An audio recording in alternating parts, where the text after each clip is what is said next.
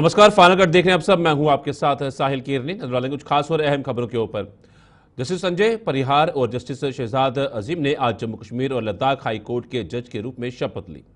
जम्मू स्थित chief justice के court room में आयोजित एक कार्यक्रम के दौरान जस्टिस संजय परिहार और जस्टिस शहजाद अजीम को पद एवं गोपनीयता की शपथ दिलवाई गई। इन दोनों की नियुक्ति के साथ ही हाई कोर्ट में सिटिंग जजों की संख्या 15 हो गई है। हालांकि 10 पद अभी भी खाली है, क्योंकि हाई कोर्ट में 25 जजों के पदों को मंजूरी दी गई है। इनमें से 19 परमानेंट और 6 एडिशनल जज शामिल हैं।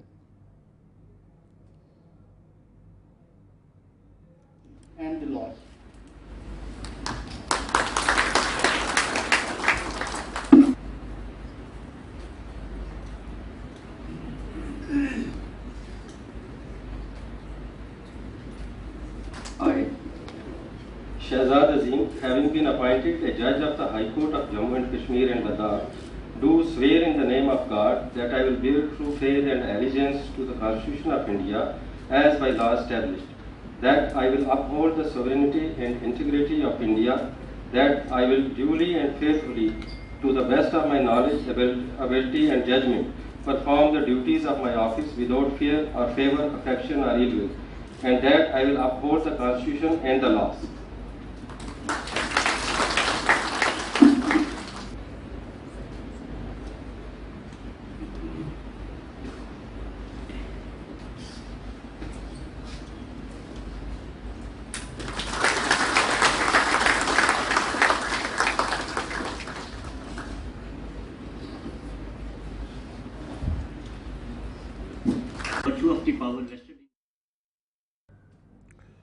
नेशनल कॉन्फ्रेंस के अध्यक्ष डॉक्टर फारूक अब्दुल्ला ने पाकिस्तान को उसकी औकात दिखाते हुए कहा कि उसे अपने मुल्क के हालात सुधारने चाहिए थे, लेकिन वो ऐसा करने के बजाय जम्मू कश्मीर में आतंकवाद फैलाने में कोई कसर नहीं छोड़ रहा है। श्रीनगर में आज अंतर्राष्ट्रीय श्रम दिवस पर आयोजित एक कार्यक्रम में भाग लेने पहुंचे डॉक्टर अब्दुल्ला ने कहा कि वो अपने मुल्क के लोगों का ध्यान भटकाने के लिए अब ओछी हरकतों पर उतर आया है, जिसके नतीजे अच्छे नहीं होंगे। अगर भारत और पाकिस्तान में जंग छिड़ती है तो इसका नतीजा बेहद खतरनाक होगा, क्योंकि दोनों मुल्क परमाणु शक्तियां हैं। डॉक्टर फारूक अब्दुल्ला ने जातिगत जनगणना पर भी अपना पक्ष रखते हुए सरकार के इस फैसले की सराहना की है। देखिए, पाकिस्तान फेल्ड स्टेट है और उस फेल्ड स्टेट को इसके बजाय कि वो अपने मुल्क को बेहतर करे, वहाँ के हालात अच्छे करे, मेरे ख्याल से उन हालात से उनको निकालने के लिए कि उसकी तरफ न सोचे, उनने ये रुख लिया है और इसका नतीजा जो है वो भयानक होगा, बहुत भयानक होगा अगर लड़ाई हो। वो दोनों एटॉमिक पावर रखते हैं और अगर उसका इस्तेमाल हुआ तो फिर तो अल्लाह ही जाने क्या हो। वो तो पहले से लोग मांग रहे थे, कोई नई चीज़ नहीं, ये तो पहले से ही लोगों की जरूरत थी। वो चाहते थे कि कास्ट सेंसस हो और अच्छा है। सुनिए मेरी बात, सुनिए, अरे मेरी बात सुनो ना पहले। अब आप कहते हैं मुसलमान है, कोई कहता है 11 करोड़ है, कोई कहता है 12 करोड़ है, 14 करोड़ है, 22 करोड़ है।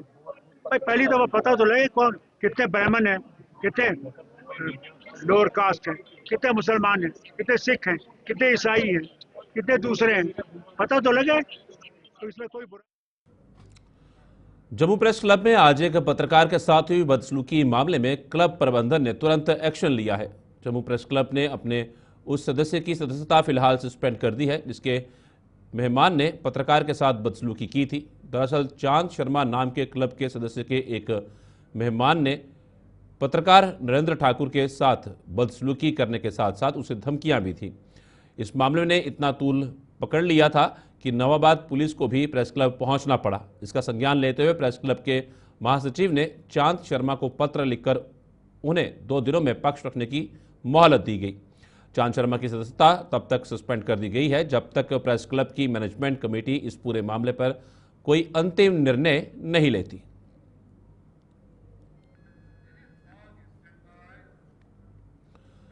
पहलगाम आतंकी हमले के बाद पाकिस्तान एलओसी पर लगातार सीजफायर का उल्लंघन कर रहा है और आईबी पर भी हालात तनावपूर्ण बने हुए हैं। रामगढ़ विधानसभा के पलूरा गांव के लोग अपनी रातें बंकरों में गुजार रहे हैं। इन लोगों के मुताबिक पाकिस्तान पर भरोसा नहीं किया जा सकता और वो अब अंतर्राष्ट्रीय बॉर्डर पर भी गोलाबारी कर सकता है। यही वजह है कि वो रातें बंकरों में गुजार रहे हैं ताकि अपने आप को सुरक्षित रख सकें।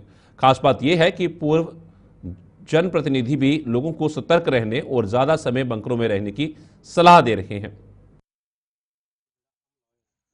देखिए कि जैसे हालात बने हुए पूरे देश में रोष है, लोग ये चाहते हैं कि पाकिस्तान को एक कड़ा संदेश जाना चाहिए, क्योंकि ईंट का जवाब पत्थर से देना चाहिए, क्योंकि ये देश ऐसा देश है कि जो ये मान नहीं रहा है, तो बार बार जो आतंकी हमले करवा रहा है। पहलगाम में जो इतना नुकसान हुआ है उसकी वजह से लोग जो है काफी रोष में है। हमारा इंटरनेशनल बॉर्डर के साथ लगते हुए गांव है, तो हम यहाँ पे लोगों को अवेयर कर रहे हैं कि आए दिन जो है कि कोई पता नहीं, जैसे एलओसी में फायरिंग चल रही है तो यहाँ पे भी कभी भी जो है शेलिंग हो सकती है। तो इसलिए लोग जो है, कुछ लोग तो जो बंकर्स में खाना खा के रेस्ट कर रहे हैं, यहीं पे रुकते हैं, वो लोगों को बाकियों को भी बोल रहे हैं कि आप जो है बंकर्स में जो गवर्नमेंट द्वारा बनाए हुए बंकर्स है इनमें रात को रहे, ताकि अपनी सेफ्टी और ध्यान रखें, जिससे कि कोई कल को हमारा जानी नुकसान ना हो।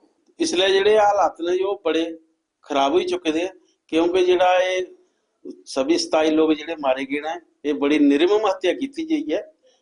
ਇਹਦੇ ਵਿੱਚ ਅਸ बड़े मतलब गुस्से ਚ कि और बड़ा दुख भी है, क्योंकि ਇਹ हालात ਜਿਹੜੇ बार-बार हर महीने 2 महीने 6 महीने ਚ ਹੁੰਦੇ ਰਹਿੰਦੇ ਨੇ।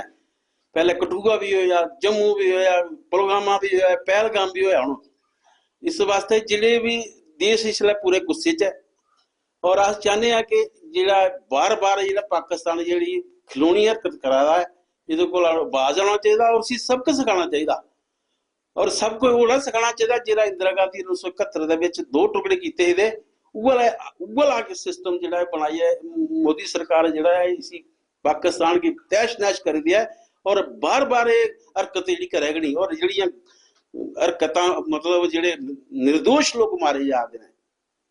तो वो ਜਿਹੜੇ ਬੰਕਰੀ ਚ ਸ਼ਰਨ ਲੈ ਰਹੇ ਹੋ, ਕੀ ਹਾਲਾਤ देखो हालात इसलिए देश ਦੇ कुछ खराब हो चुके ने कि एलओसी ਦੇ ਵਿੱਚ इसलिए फायरिंग ਹੋਇਆ ਕਰਦੀ है और आज आखने शायद हो सका साढ़े आईबी ਦੇ भी कुछ दिनों बाद फायरिंग चढ़ी चालू ही जा, तो इसलिए अस बंकरे ਦੇ ਵਿੱਚ खाना खुना खाइए, अस बंकर साफ किए ने और बंकरे ਦੇ ਵਿੱਚ। बुधवार रात को घोषित हुए 10वीं कक्षा के नतीजों में जम्मू स्थित शिक्षा निकेतन स्कूल का रिजल्ट 100% रहा है। स्कूल के 274 बच्चों ने 10वीं कक्षा की परीक्षा दी थी, जिनमें से सभी ने यह पड़ाव पार कर लिया है। 8 बच्चों ने 98% से ज़्यादा अंक हासिल किए हैं। स्कूल प्रबंधन ने आज इन बच्चों और उनके अभिभावकों की पीठ थपथपाई और इस मौके पर मिठाइयां बांटकर हर किसी ने अपनी खुशी का इजहार किया।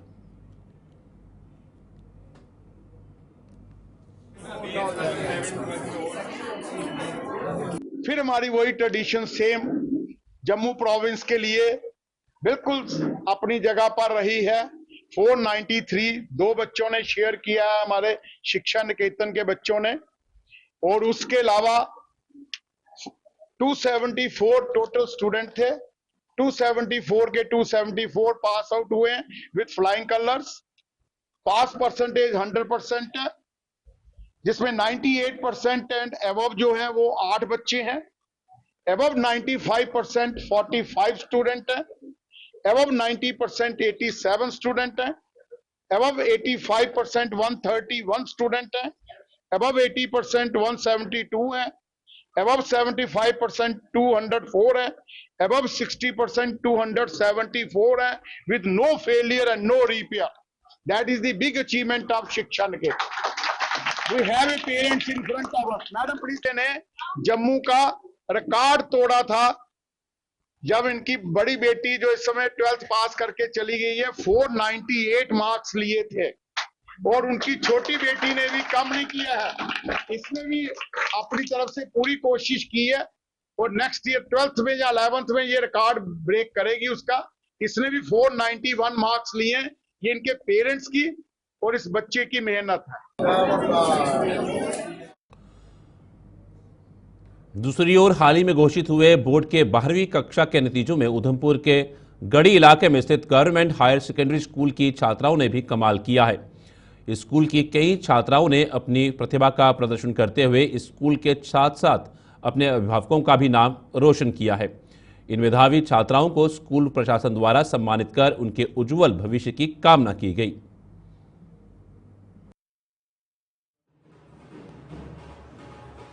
मैं अपनी फैमिली को थैंक्स करती हूँ जो कि बहुत सपोर्टिव है मेरे लिए।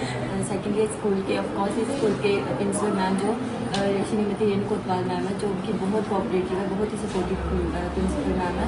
और इस स्कूल का स्टाफ जो बहुत हर एक चीज़ में मेरे को सपोर्ट करता था और बहुत ही अच्छी फैकल्टी है स्कूल की। स्कूल में बहुत अच्छी पढ़ाई है, हर एक चीज़ में आपको बहुत ही सपोर्टिव टीचर्स मिलेंगे।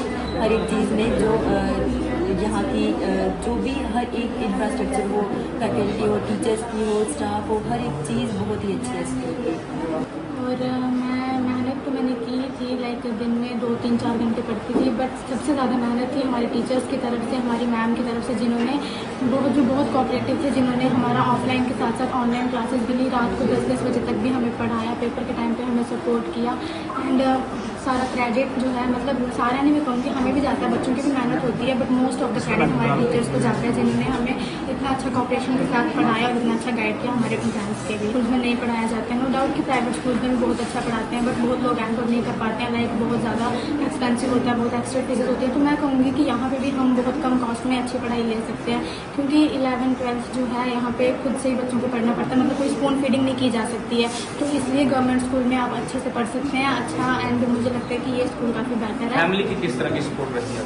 फैमिली की भी काफ़ी अच्छी सपोर्ट थी, पापा अच्छे से सपोर्ट करते थे, मम्मा, मतलब मेरे को पूरा तरह से टीचर्स की, फैमिली की, फ्रेंड्स की अच्छी सपोर्ट थी और काफ़ी अच्छी मेहनत है, तो उसी का रिजल्ट है ये 95.6% मार्क्स।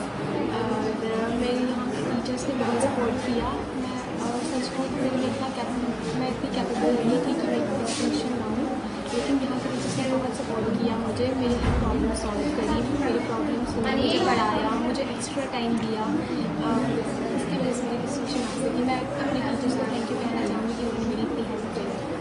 मैं उनको यही कहना चाहूँगी कि गवर्नमेंट स्कूल भी बुरे नहीं हैं, वहाँ पे डालें, वहाँ के टीचर्स से अपनी प्रॉब्लम शेयर करें कि उनका बच्चा कितने मतलब किस तरह से पढ़ाई कर रहा है या कितना टाइम दे रहा है पढ़ाई को। टीचर्स जो है, अगर आप टीचर्स को कहेंगे तो वो अपना एक्स्ट्रा टाइम भी देंगे बच्चों की पढ़ाई के लिए, जिससे वो अच्छा स्कोर कर सकते हैं और अपने फ्यूचर भी अच्छा बना सकते हैं। जैसे मोदी जी का गाइडलाइन है, बेटी बचाओ बेटी पढ़ाओ, हमारा गवर्नमेंट, हमारी एडमिनिस्ट्रेशन इस पे वर्क कर रही है। उसके फादर इस चीज़ की जीती जागती मिसाल हैं, और टीचर तो जाहिर सी बात है, पेरेंट, टीचर और बच्चा एक ट्रायंगल की तरह है। जब तक ट्रायंगल में तीनों वर्टिसेस प्रॉपर नहीं होंगे तो ट्रायंगल नहीं बन पाएगी।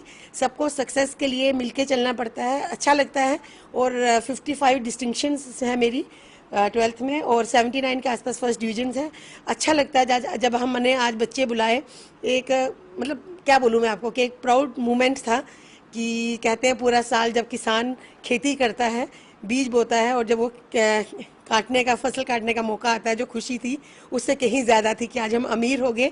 एक टीचर की यही कमाई है, टीचर के पास और कुछ तो नहीं होता, बट यही उसके बच्चे जब बात करते हैं उनका अच्छा मेरिट आता है। डोडा में अंतर्राष्ट्रीय श्रम दिवस आज उत्साह के साथ मनाया गया, जिसमें प्रशासन ने मजदूर वर्ग की कड़ी मेहनत और योगदान को सम्मान दिया। टाउन हॉल में आयोजित एक कार्यक्रम में मजदूरों के अधिकारों पर रोशनी डालने के साथ साथ उनके उत्थान के लिए उठाए जाने वाले कदमों पर चर्चा की गई। डोडा के डीसी हरविंदर सिंह इस कार्यक्रम में मुख्य अतिथि थे।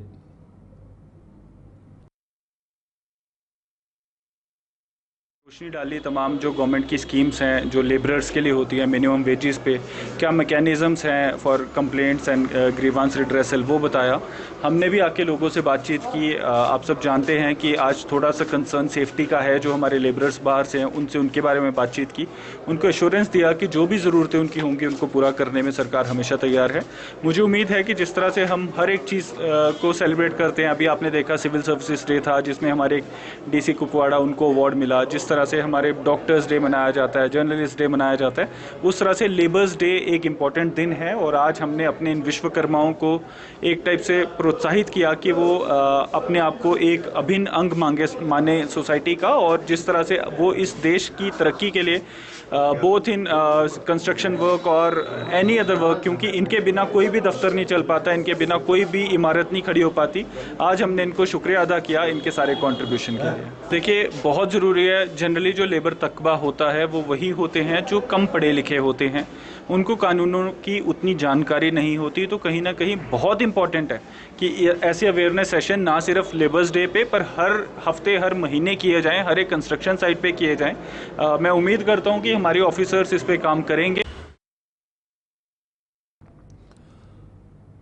जम्मू के जीएमसी अस्पताल परिसर में पीने के पानी की किल्लत का समाधान हो गया है। परिसर में लगाए गए एक्वागार्ड की मेंटेनेंस की हो गई है, जिससे यहां आने वाले मरीजों और उनके तीमारदारों को राहत मिली है। करोड़ों रुपए की लागत से पिछले साल लगाए गए एक्वागार्ड की मेंटेनेंस का कॉन्ट्रैक्ट खत्म हो गया था, जिससे अस्पताल में पानी की किल्लत हो गई थी। जीएमसी के नवनियुक्त सुपरिटेंडेंट डॉक्टर वीरेंद्र त्रिसल के संज्ञान में यह मामला आते ही उन्होंने संबंधित अधिकारियों को मौके पर ले जाकर इस समस्या का समाधान कर दिया। प्रशासन से ये कहना चाहता हूँ कि कम से कम जो पिछले साल इन्होंने एक्वागार्ड यहाँ पर लगाया था और जिस पर करोड़ों रुपए की जो है लागत आई थी, लेकिन आम जनता को उसका जो बेनिफिट मिलना चाहिए था वो बेनिफिट नहीं मिला।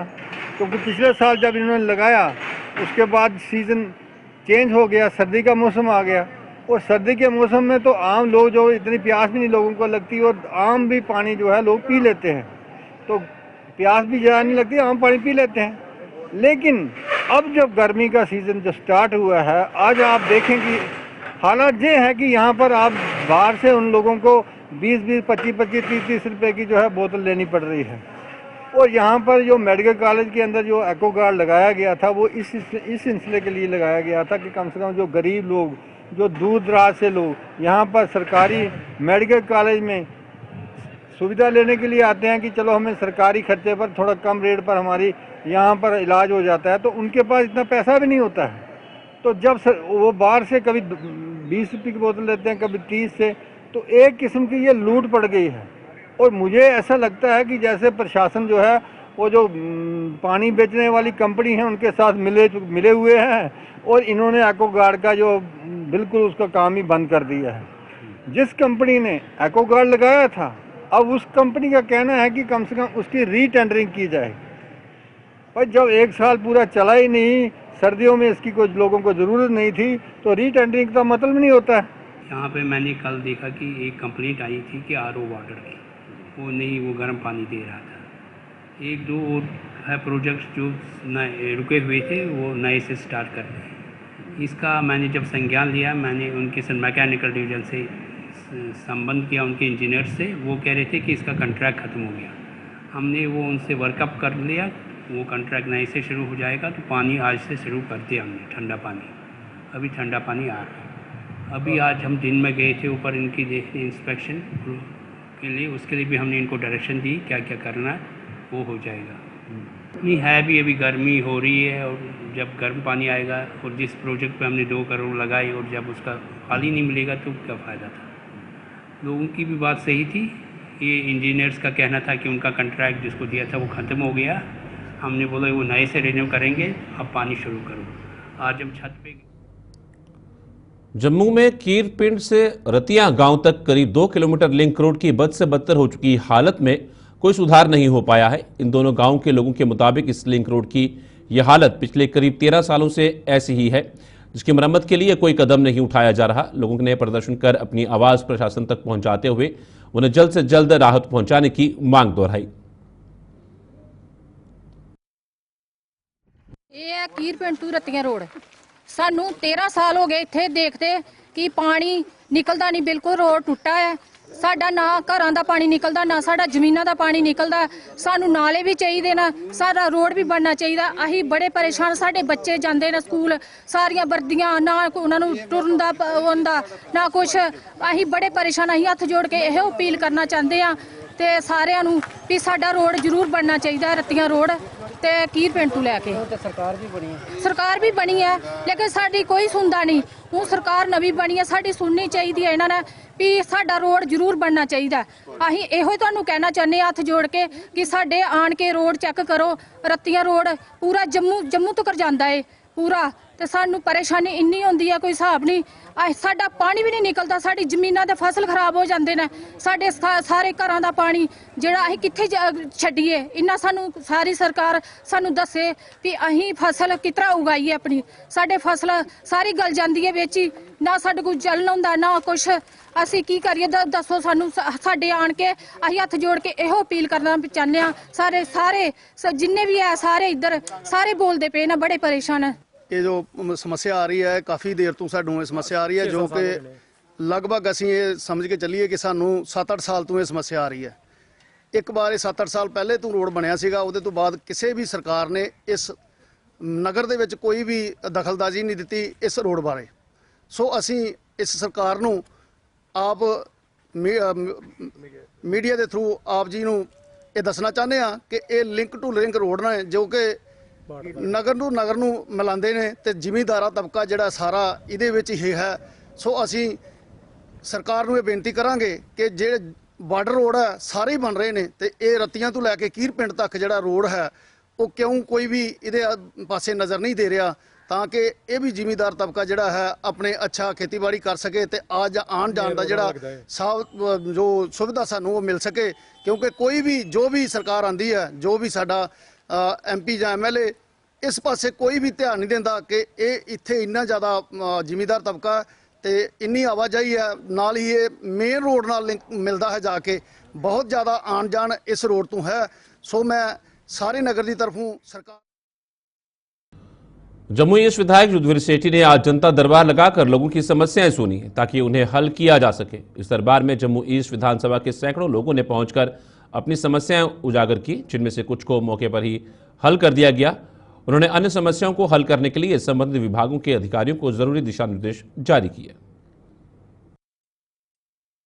आज हर वीरवार की तरह आज भी यहाँ पर पंडित प्रेमनाथ डोगरा की इस कोठी पे कच्ची छावनी में जनता दरबार लगाया है और कोशिश की जाती है कि जो लोगों के बीच में जो भी समस्याएं आती हैं उनके और ऑफिसर के बीच में हम सब ब्रिज का काम करें। मेरे साथ रमन जी बैठे हैं, शिव जी बैठे हैं, मेरे साथ स्वाति जी हैं यहाँ पर और मेरा अपना स्टाफ सब जितने भी कार्यकर्ता आ रहे हैं उनका और साथ में जो भी लोग हैं पूरे विधानसभा के उनकी समस्या हल करने की कोशिश कर रहे हैं। मेरे को लगता है कि जो मोदी जी चाहते हैं कि हर एक व्यक्ति जो आखिरी पंक्ति में बैठा उनका काम किया जाए और इसके माध्यम से हम लोग कोशिश करते हैं कि जिस जनता ने हजारों की वोट में देकर भारतीय जनता पार्टी को जिताया उनके साथ इंसाफ हो और हम इसलिए उनके सुख दुख में साथ